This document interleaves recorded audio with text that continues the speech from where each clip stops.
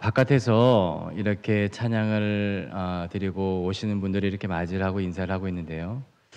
한 아이가 굉장히 박자를 잘 맞추시면서 박수를 치는 겁니다. 우리 하선이가요.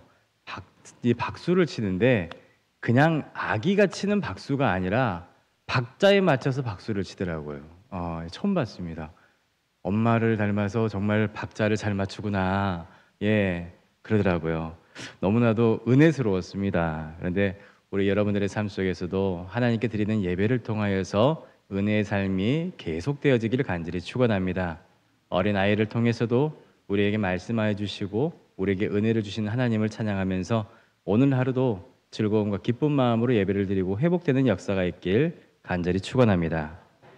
오늘 우리가 보게 된 이 요한복음 4장의 말씀은요, 예수님께서 사마리아 여인과 만나고 대화하는 그 도중에 일어난 그런 대화의 짧은 내용입니다. 이 짧은 내용의 대화 중에 당시 유대 사회의 종교적인 갈등이 담겨져 있었고, 그리고 인간이 가지고 고뇌하는 깊은 문제, 이 영혼의 문제가 고스란히 담겨져 있는 것을 우리는 알 수가 있습니다. 이 사마리아 사람들은요, 여러분들도 알다시피 이 아랫지방에 살고 있는 유대인들과 남쪽에 사는 유다인들과 오랫동안 갈등 관계에 있습니다. 그런데 바벨론 포로 이후에 이 북이스라엘, 북쪽 땅에 살고 있는 이 사마리아 사람들, 이 남아있던 사람들이 이 주변에 있는 이방 민족들과 혼합되어서 살게 되었죠. 그리고 그 과정에서 그들이 가지고 있던 신앙의 순수성을 잃어버리게 되었습니다. 이 때문에 유대인들은 이 사마리아 사람들을 뭐라고 불렀냐면은 배교한 민족, 순수성을 잃어버린 사람들, 또는 좀 더 심하게 개 같은 이런 용어를 쓰면서 그들을 비하하는 말을 서슴지 않았다는 것이죠. 예루살렘 성전에 올라가서 제사를 드릴 수 있는 자격조차 인정받지 못했던 이 사마리아 사람들은 결국에는 자신들만의 성전을 이 그리심산에 세우고 예배를 거기에서 드리기 시작했습니다. 남쪽에는 예루살렘으로 내려가지 않았다는 것이죠. 이 유대인들은 이 정통성을 잃어버린 이 거짓 신앙이라고 그들을 조롱하였고, 이 사마리아 사람들은 오히려 자신들이 옳다라고 하면서 주장을 하고 나서게 되었습니다. 양쪽 모두가 상대방을 향한 불신과 분노로 가득 차 있던 때가 바로 예수님의 시대였다는 것입니다. 게다가 예수님이 이 사마리아 땅, 그 땅을 들어가는 것, 밟는다는 것 자체가 예수님에게 또한 위협이 될 만한 요소를 가지고 있었습니다. 뭐냐면 요한복음 8장 48절에 보게 되면 유대인들이 예수님을 향해서 네가 사마리아 사람이구나, 네가 귀신 들렸구나 라고 하면서 이렇게 예수님께 욕을 하는 장면이 나옵니다. 이것은 예수님이 사마리아 사람들과 어울려 다녔고, 그리고 그들을 향한 편견을 이 남쪽 사람인 유다 사람들에게서 그 편견을 깨트렸기 때문에 예수님에게 붙어있던 낙인과도 같은 것이었습니다. 이 유대 지도자들에게 이런 행동은 이 정통성을 훼손하는 위험한 행동, 이 사마리아 지역에 들어가는 것 자체만으로도 그러한 위험한 위협으로 간주하게 되었던 것이죠. 따라서 예수님은 이 종교적 지도자들에게 미움과 위협의 대상이 될 수밖에 없었다는 것입니다. 이런 긴장되는 역사적 배경과 위험 요소가 있음에도 불구하고 우리 예수님은 그분의 구원의 계획에 따라서 사마리아 땅으로 들어가셨습니다. 거기에서 예수님은 우물가에 물을 기르러 나오는 여인을 만나게 되었죠. 이 예수님을 만난 사마리아 여인이 예수님에게 자신의 모든 상태, 과거의 상태와 현재의 상태를 모두 밝혀지게 되고, 그리고 이제 예수님께 이러한 질문을 하게 됩니다. 20절 말씀 보게 되면, 오늘은 자막이 없으니까요 성경책 보셔야 됩니다. 20절 보면은 우리 조상들은 이 산, 곧 그리심산에서 예배하였는데 이 당신들 유대인들은 예배할 곳이 예루살렘에 있다고 하더이다. 그렇다면 우리는 지금 그리심산에서 예배를 드리고 있는데 도대체 어디에서 예배를 드리는 것이 맞는 것입니까? 라고 묻는 것입니다. 그러니까 단순한 질문 같지만 이 말 속에는요, 이 사마리아에 살고 있는 사람들의 깊은 상처와 자존심이 걸린 문제였습니다. 오랜 종교적인 논쟁거리가 되어왔던 것이죠. 이 말은 곧 우리는 지금 멸시를 받고 있는 존재이지만 우리도 나름대로 하나님께 예배를 드리고 있습니다. 그런데 정말 하나님께서 받으시는 예배라는 것이 어디에서 우리가 드려야 됩니까? 우리가 틀린 겁니까? 아니면 지금 남쪽에서 예배를 드리고 있는, 예루살렘에서 예배를 드리고 있는 당신네들이 틀린 겁니까? 라고 묻는 것입니다. 여러분, 이것은 단지 어디에서 예배를 드려야 되냐라고 하는 장소를 물어보는 것이 아닙니다. 우리의 신앙이 과연 하나님 앞에 인정받을 수 있는 신앙인가를 묻는 것입니다. 그리고 나는 과연 하나님께 받아들여질 수 있는 존재인가? 내가 지금 이 그리심산에서 예배를 드리고 있는 사마리아인인데 남쪽 사람, 유대인들의 사람들의 이야기를 들어보면 예루살렘에 가서 예배를 드려야지만이 우리가 구원을 받을 수 있다라고 이야기를 하는데 그 말이 과연 진실이라면 지금 내가 드리고 있는 예배는 과연 진정으로 드리는 예배인가? 라는 질문이 이 여인의 물음 속에 들어가 있는 것이죠. 그리고 바로 그 순간 예수님께서 전혀 새로운 차원의 대답을 해주고 있습니다. 여자야, 내 말을 믿어라. 이 산에서도 말고 예루살렘에서도 말고 너희가 아버지께 예배할 때가 올 것이다 라고 말입니다. 이 예수님은 오랜 갈등과 논쟁의 주제를 완전히 뒤집어 놓으십니다. 여기서 예배를 드려야 된다, 저기서 예배를 드려야 된다가 중요한 것이 아니라고 말하는 거예요. 예배의 본질은 장소에 있지 않다라고 말하고 있습니다. 하나님은 산에 갇혀 계시는 분이 아니고 이 성전 안에 제한되어 있는 분이 아니시라는 것이죠. 그러면 무엇이 문제입니까? 바로 예배하는 자, 예배 드리는 자의 영과 진리를 보신다는 것입니다. 여러분, 우리들을 한번 자세히 살펴보시고 관찰해 보시기 바랍니다. 이 사람이라는 존재는요, 언제나 눈에 보이는 것으로 판단하고 평가를 하게 되어 있습니다.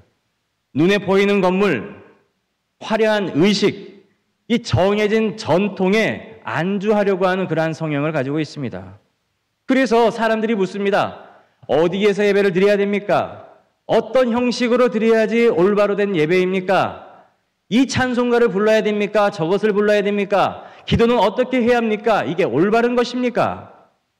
그런데 주님은 오늘 말씀을 통해서 우리들에게 말해주고 있습니다. 예배의 본질은 장소도 아니고 형식도 아니고 외형적인 조건도 아니라는 것이죠. 바로 예배의 본질은 하나님과의 진정한 만남에 있다는 것입니다. 하나님은 영이시기 때문에 그분께 드려지는 참된 예배는 우리가 영과 진리로 드려질 때에만 하나님과의 만남이 성사된다는 것입니다. 다시 말해서 우리가 형식적으로 순서에 따라서 제사를 드리는, 예배를 드리는 것이 문제가 아니라 내 영혼이 하나님과 교통하는 예배인가, 진리 되신 예수 그리스도 안에서 드려지고 있는지를 따져봐야 된다는 것이죠. 오늘날 교회 안에서도 여전히 우리는 장소와 형식에 얽매일 때가 많습니다. 어떤 분들이 이런 말을 한 것을 들은 적이 있습니다.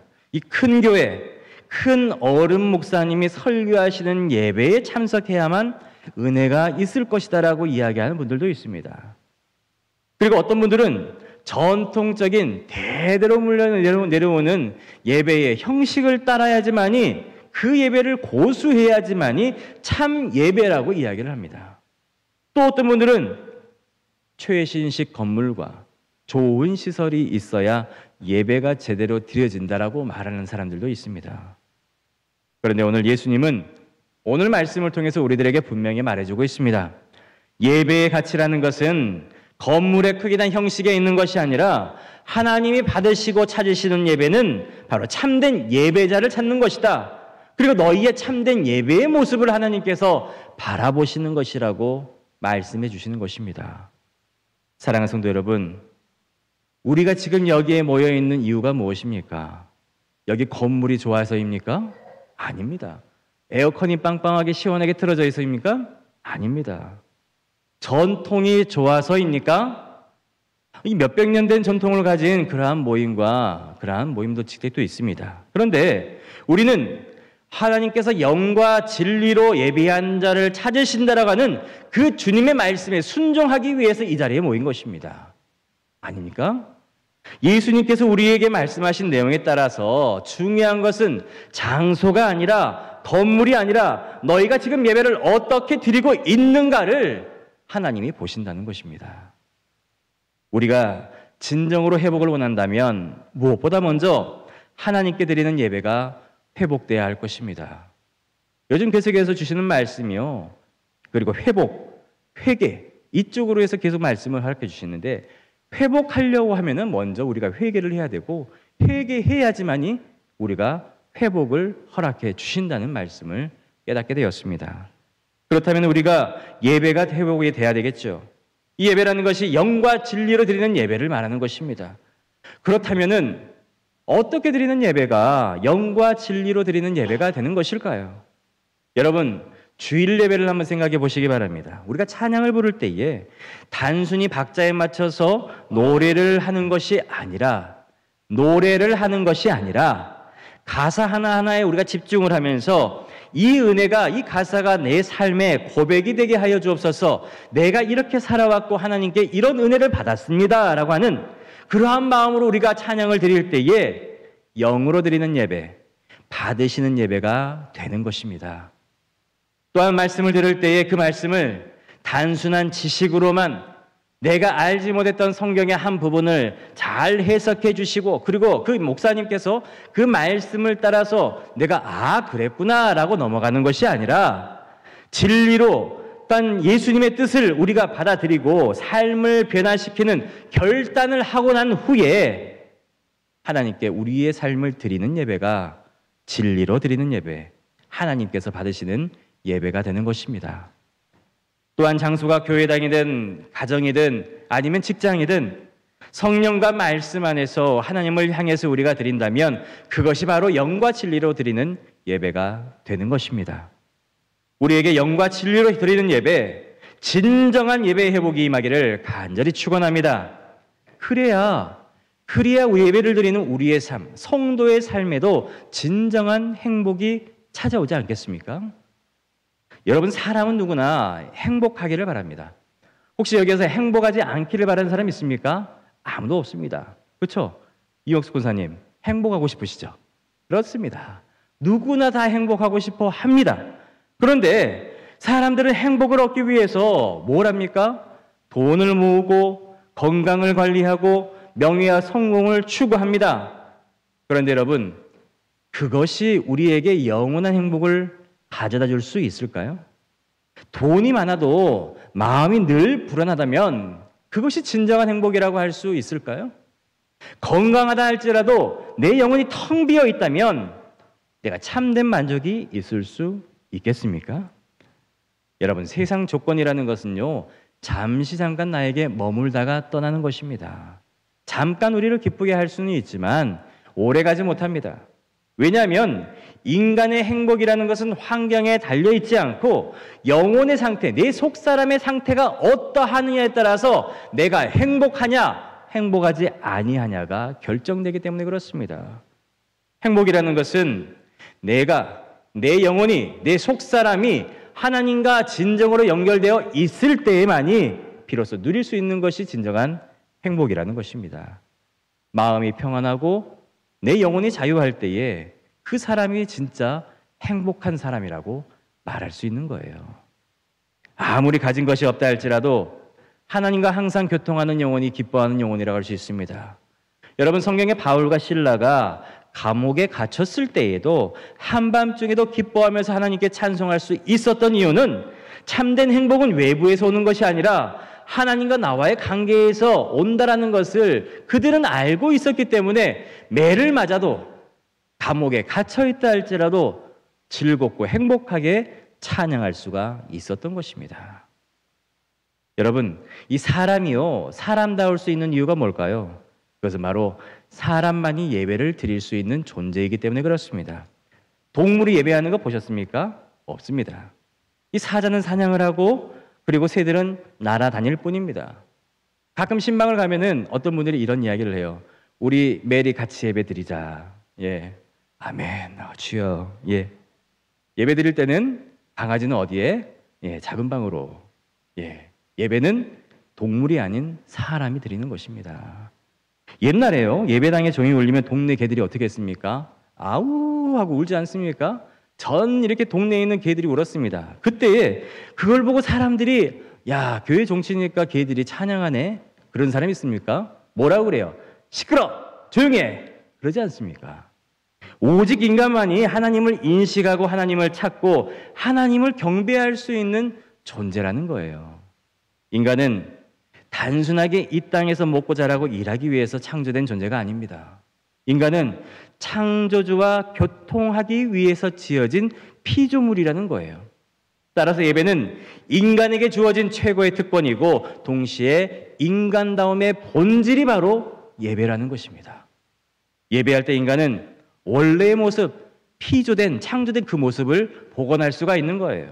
그런데 예배를 드리지 않는 인간은 어떨까요? 껍데기만 남아있다고 할 수 있는 것입니다. 그래서 역사 속에서 예배를 잃어버린 사람들은 또한 자기 자신을 잃어버리고 세상에 끌려다니다가 결국엔 파괴적인 삶을 살아갈 수밖에 없다는 것입니다. 반대로 예배하는 사람은 어떠한 상황을 만난다 할지라도 하나님과 연결된 그 영혼은 당당하게 이 세상을 헤쳐나갈 수 있다는 겁니다. 사랑하는 성도 여러분, 여러분들이 진짜 행복해지기를 간절히 소망하십니까? 그렇다면 먼저 올바로 세워진 예배자가 되기를 간절히 축원합니다. 하나님께 무릎을 꿇고 그분을 경배할 때에 우리의 영혼은 가장 큰 기쁨과 만족을 누리게 될 것입니다. 그것이 바로 세상은 줄 수 없는 참된 행복이고 하나님께서 우리에게 주시기를 그토록 원하시는 그러한 복이며 우리가 지금 우리 복음교회 성도가 우리 공동체가 필요한 것입니다. 여러분, 그런데 인류의 역사를 보게 되면은 잘못된 예배도 있습니다. 이 잘못된 예배를 통해서 타락으로 이끌어간 그러한 시절도 있었습니다. 출애굽 이후에 이스라엘 백성들은 하나님을 기다리지 못하고 금송아지를 만들어서 예배를 했습니다. 또한 바알과 아세라를 섬기면서 우상 숭배에 빠지기도 했습니다. 그 결과가 어땠습니까? 그들의 삶은 타락과 음란과 폭력으로 무너질 수밖에 없었습니다. 오늘날에도 마찬가지예요. 예배의 본질을 우리가 잃어버리게 되면 그 예배의 본질이 없어져 버린 이 종교의 열심은 오히려 파괴적인 결과를 낳을 수밖에 없습니다. 여러분, 이슬람교 보십시오. 이슬람의 잘못된 예배가 어떻게 됩니까? 폭력과 미신과 심지어는 자폭 테러로 이어지는 것을 우리는 역사와 현실을 통해서 바라보고 있지 않습니까? 역사 속에서 잘못된 예배가 인간을 타락시켰던 것처럼 오늘날 교회 안에서도 형식만 남은 교회 예배는 결국에는 교회를 파멸로 이끌 수밖에 없습니다. 예를 들어서 어떤 성도가 있습니다. 그는 매주 교회에 빠지지 않고 나갑니다. 자리도 항상 그 자리에 고정석으로 앉아서 예배를 드립니다. 그런데 예배가 끝나자마자 성도들과는 인사도 나누지 아니하고 말씀도 마음속에 채 담지도 않은 채 집으로 떠나가게 됩니다. 그의 마음은 예배의 본질이 우선이 아니라 제가 여기 왔다 갑니다 라고 하는 출석 체크에 머물러 있는 것입니다. 수요 예배니까, 주일이니까, 나는 예수 믿는 사람이니까, 교회 다니는 사람이니까 한 번쯤 왔다 가는 거야 라고 생각하는 사람들이 있습니다. 이것이 바로 예배의 시간에 나오기는 하지만, 예배는 드리지만 예배자가 되지 못하는 모습을 말하는 것이죠. 혹시 우리들의 모습에 이러한 것들은 새겨져 있지 않습니까? 하나님은 이런 형식적 예배가 아니라 진정으로 마음과 영혼을 다한 예배를 원하시는 것입니다. 사람은 누구나 영혼의 깊은 곳에 갈증을 느끼게 되죠. 그래서 세상 것들로는 도무지 채워지지 않은 목마름이 있습니다. 그래서 인류는 역사 속에서 수많은 종교와 사상을 만들어냈습니다. 제사를 드리고 산과 나무와 별과 해와달을 섬기면서 인간의 영혼을 만족시켜 보려고 했습니다. 왜 그렇습니까? 하나님께서 본능적으로 우리 영혼 안에 눈에 보이지 않는 어떤 큰 존재를, 그 창조주를 찾을 수 있도록 지음받았기 때문에 그렇습니다. 그런데 이걸 성경은 영혼을 사모하는 마음이라고 말씀하고 있는데요. 그런데 문제는 많은 종교가 이 영적 갈증을, 목마름을 제대로 해결하지 못한다는 것입니다. 겉으로는 웅장한 제사와 예배를 드리고 있고 엄숙한 의식을 갖추고 있지만 실제로는 사람의 영혼을 자유롭게 하거나 또한 구원할 능력이 전혀 없다라는 것입니다. 마치 목마른 사람에게 소금물을 마시게 하는 것처럼 순간에는 채워질 줄 모르겠지만 갈증은 더욱더 심해질 뿐이죠. 여러분, 이 틈바구니 속에 뭐가 들어올까요? 귀신이 들어옵니다. 사탄 마귀가 들어오는 것입니다. 귀신은 사람들의 영적 갈급을 이용해서 잘못된 예배로 이끌어가려고 합니다. 우상을 만들게 하고 하나님 아닌 것들을 만들게 하고 헛된 종교 의식에 몰두하게 만들며 거기에 투자하고 모든 것들을 쏟아붓게 만드는 것이 바로 귀신의 짓거리라는 것입니다. 그리고 영혼을 사로잡습니다. 오늘날에도 수많은 사람들이 신비한 체험이나 다른 종교의 의식 속에서 갈증을 채우려고 합니다. 명상이나 요가나 기수련 이런 것들을 가지고 그 갈증을 채우려고 하지만 결국에는 그 더 큰 속박과 공허 속에 빠질 수밖에 없죠. 기독교는요, 마찬가지입니다. 예언합니다. 축사를 합니다. 신유의 은사를 베풉니다. 그런 것에만 쫓아다니다 보면은 우리 또한 우리가 잘못된 종교에 빠져들고 예수님을 잘못 믿을 수도 있다는 것이죠. 그것이 다가 아니라는 거예요. 나에게 필요한 것은 하나님께서, 예수님께서 적절하게 우리가 기도할 때에 모든 것을 준비해 주시고 베풀어 주시는데 마치 그 기도원에 가야지만이 우리가 받을 수 있는 것처럼, 마치 우리가 그 사람을 찾아가야 기도받고 고침받는 것처럼 그런 착각을 하면서 신앙생활을 한 사람들도 있다는 것입니다. 여러분, 그런데요, 여기에서 중요한 진리가 있습니다. 이 귀신이라는 것, 잘못된다는 것, 이 가장 두려워하는 것이 있습니다. 무엇일까요? 바로 예수 그리스도라는 것입니다. 바로 예수 그리스도의 이름과 그분의 보혈을 이 귀신은 우리의 부족한 부분을 그렇게 귀신같이 찾아오는 그 귀신 사탄 마귀는 예수 그리스도의 이름을 두려워하는 것입니다. 예수 그리스도의 보혈을 가장 무서워한다는 것입니다. 여러분, 성경을 보게 되면 예수님이 귀신 들린 사람을 만날 때 뭐라고 이야기하십니까? 사탄아, 그 사람에게서 나오라 라고 명령을 하십니다. 그 순간 어떻게 됩니까? 그 사람이 부들부들 떨면서 그 사람에게서 떠나가게 되죠. 영혼의 참주인이신 주님의 음성 앞에 더 이상 버틸 수가 없는 것입니다. 여러분, 이것이 바로 예수님께서 우리 지상교회에 주신 능력이라는 것입니다. 교회는 세상 문제를 해결하는 기관이 아니라 갈증으로 목마른 영혼을 예수님께로 인도하는 것이 바로 교회입니다. 예수 그리스도의 이름과 보혈로 영혼을 치료하는 것이 바로, 회복하는 것이 바로 교회라는 것입니다. 그것이 바로 진짜 교회이죠. 우리 복음교회가 진짜 이런 교회가 되기를 여러분 원하지 않습니까? 예수 그리스도의 영적 권세가 임하는, 예수 그리스도의 이름으로, 예수 그리스도의 보혈로서 모든 것을 능히 이겨나갈 수 있는 우리 복음교회가 되기를 간절히 축원합니다. 여러분, 예수님밖에 없습니다. 우리가 쳐다봐야 되고 우리가 쫓아가야 할 분은 예수님밖에 없습니다. 세상의 것들은 한계가 있습니다. 아무리 좋은 것을 우리에게 허락한다 할지라도 그것은 언젠가는 끝이 날 수밖에 없습니다. 여러분, 예수님만 바라보며 살아갈 수 있는 신앙이 되기를 간절히 소망합니다. 다시 우리가 본문으로 돌아가서 이 사마리아 여인을 보게 되면 이 어디에서 예배를 해야 하느냐라고 묻죠. 그런데 예수님은 장소가 아니다, 사람이 중요하다라고 말씀하시죠. 하나님이 찾으시는 것은 예루살렘 성전도 아니고 그리심산도 아니라는 겁니다. 하나님은 그러한 장소를 찾는 게 아니라 신령과 진정으로 예배를 드리는 사람을 찾는다고 말씀하고 있습니다. 여러분, 그 예배자가 회개를 하였는가? 그 예배자가 형제와 화목하였는가?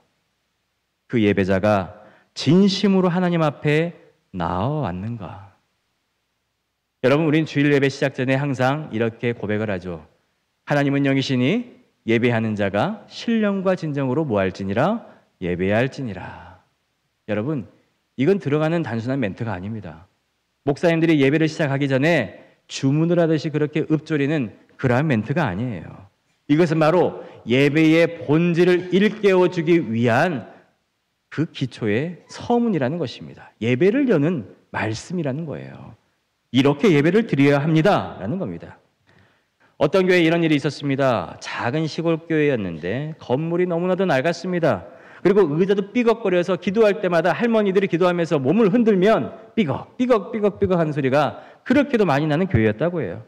그런데 그곳에 모인 성도들이 열심히 찬양을 하고 그리고 말씀에 눈물로 아멘하며 그리고 서로 사랑으로 섬겨 나아가고 열심으로 기도를 했다고 합니다. 반대로 어떤 대형 교회에서는 웅장한 건물과 화려한 시설 속에서 예배가 진행되었는데 성도들이 졸거나 마음이 딴 데가 있을 경우가 많이 있었다고요. 그렇다면 이 작은 교회의 예배를 하나님께서 받으시겠습니까? 아니면 이 대형 교회의 예배를 받으시겠습니까? 작은 교회겠죠. 당연히 초라해 보여도 영과 진리로 드리는 그 작은 예배에 하나님은 기쁘게 그 예배를 받으셨다는 것입니다. 하나님은 장소보다 예배자의 진실한 마음을 받으신다는 겁니다. 예수님이 말씀하십니다. 아버지께 참되게 예배하는 자들은 영과 진리로 예배할 때가 오나니 곧 이때라. 아버지께서는 자기에게 이렇게 예배하는 자들을 찾으시느니라. 아멘. 언제라고 했습니까? 이때라. 이때라는 것은 다음 주 주일입니까? 아닙니다. 지금 우리가 예배드리는 이 자리, 이 시간이 바로 이때가 되는 것입니다. 여러분, 하나님은 영이십니다. 따라서 우리의 예배가 단순하게 형식적인 행위가 아니라 성령 안에서 드려지는 예배가 돼야 하는 것입니다. 동시에 진리로 드려야 됩니다. 진리가 누구입니까? 바로 예수 그리스도이십니다. 우리는 예수 그리스도의 이름으로 모여서 예배를 드립니다. 그분의 십자가 보혈이 우리의 죄를 용서해 주시고 하나님 앞에 담대하게 나아갈 수 있는 용기를 우리에게 허락해 주시는 것입니다. 그러므로 나는 죄인인데 주께서 나를 용서해 주시고 받아주셨다라는 고백이 담긴 예배, 또한 예수님의 십자가가 나의 유일한 소망이라는 고백이, 그 믿음이 담긴 예배가 바로 참된 예배가 되는 것입니다. 이런 예배가 단순히 순서를 하나하나 밟고 끝내는 예배가 아니라 살아있는 하나님과의 만남이 있는 예배가 되는 것입니다. 실제로 교회 안에서 많은 성도들이 인생의 가장 힘든 순간의 예배를 통해서 하나님을 만나고 치유의 역사를, 회복을 경험하게 되었죠. 죄가 많은 곳에 은혜도 많다라는 말이 있습니다. 어떤 집사님이 큰 사업 실패로 인해서 삶의 의욕을 잃고 있을 때에 교회에 나오는 것조차 힘들어야 했다고 합니다. 그런데 그분이 어느 주일의 찬양 시간에 주의 은혜라 라는 찬양곡을 듣고 난 다음에 그 마음에 깊이 다가왔습니다. 눈물이 쏟아지고 설교 말씀을 들으면서 나는 실패했지만 주님은 나를 버리지 않으셨다라는 그 희망을 가지고 살아왔다고 해요. 그러다가 확신을 얻게 되고 그날 이후에 그 집사님이 힘을 얻고 다시금 새로운 길을 갈 수 있게 되었다고 합니다. 이것이 바로 영과 진리로 드리는 예배의 모습이라고 할 수 있습니다. 그냥 시간이 되었으니 무심코 와서 앉아있다가 목사님 축도에 맞춰서 일어나서 밥 먹으러 가거나 집으로 가는 것이 아니라 우리 예배 가운데 상한 심령을 맞으시는 하나님을 만나고, 그리고 우리 예배 가운데 능력 있는 예배, 영혼의 회복이 임하는 그러한 예배를 신령과 진정으로 드려 나아갈 때에 우리의 삶과 우리의 영혼은 다시금 소생케 될 줄로 여러분 믿으시기 바랍니다. 그러므로 참된 예배를 드리시는 우리 복된 성도들이 되기를 간절히 소망합니다. 여러분, 그렇다면 영과 진리로 드려지는 예배는 구체적으로 어떤 능력이 나타나게 될까요? 바로 하나님과 교통하게 된다는 것입니다. 하나님을 만나게 된다는 것이죠. 참된 예배가 그저 단순한 의식에 지나는 것이 아니라 하나님과 영혼이 맞닿는 자리가 바로 예배의 자리입니다. 하나님께서 임재하시는 예배, 성령님께서 내주하시는 예배, 하나님의 말씀이 선포되고 은혜가 충만히 흘러나가는 예배, 그 속에서 우리의 닫혀져 있고 그리고 썩어져가는 영혼이 치료가 되고 회복되는 예배가 바로 영과 진리로 드려지는 예배라는 것입니다. 영과 진리로 드려지는 예배 속에 우리의 참된 회복이 있는 줄 믿으시기 바랍니다. 영과 진리로 드려지는 예배 속에 우리의 문제가 해결될 줄로 믿으시기 바랍니다. 우리가 영과 진리로 예배할 때에 우리의 속사람이 회복되고 하나님과의 만남을 통하여서 우리가 참다운 행복을 얻게 될 줄로 여러분 믿으시기 바랍니다. 이때 하나님의 만지심이 일어나는 거예요. 예배를 드리면서 하나님의 만지심이 없다면 영과 진리로 진정으로 드리는 예배가 아니라는 겁니다. 오늘 말씀을 통하여서 우리 삶에 하나님의 만지심이 있기를 간절히 소망합니다. 내 영을 만져주시고 내 삶을 만져주셔서 이제껏 잘못 드려왔던, 잘못 알고 있었던 장소가 중요하다고 생각을 했고 내 생각이 중요하다고 생각했고 내 문제가 먼저라고 생각을 했던 그 모든 예배의 과정 속에 다시 한번 참된 예배가 무엇인지, 우리가 신령과 진정으로 드리는 예배가 무엇인지 깨닫고 나아가는 저와 여러분들의 삶이 되기를 간절히 소망합니다. 사랑하는 여러분, 우리 교회가 건물이나 형식에 머무는 공동체가 아니라 영과 진리로 드리는 참된 예배를 회복하는 교회가 되기를 간절히 소망합니다. 그런 교회가 될 때에 하나님은 반드시 우리 가운데 임재하실 줄로 믿습니다. 예배 가운데 임하신 하나님은 각 가정의 아픔을 어루만져 주시고 직장에서도 지친 성도들에게 새 힘을 허락하여 주시며 우리의 삶을 새롭게 변화시켜 주실 줄로 믿습니다. 그러므로 오늘 우리가 드린 예배가, 이 예배가 하나님께서 찾으시는, 받으시는 참된 예배가 되기를 간절히 소망합니다. 그리고 이 예배 속에서 하나님의 살아있는 임재와 은혜를 충만히 누리며 예배가 끝난 후에도 우리의 삶 전체가 예배로 이어지는 복된 그리스도인들이 되시길 간절히 축원합니다.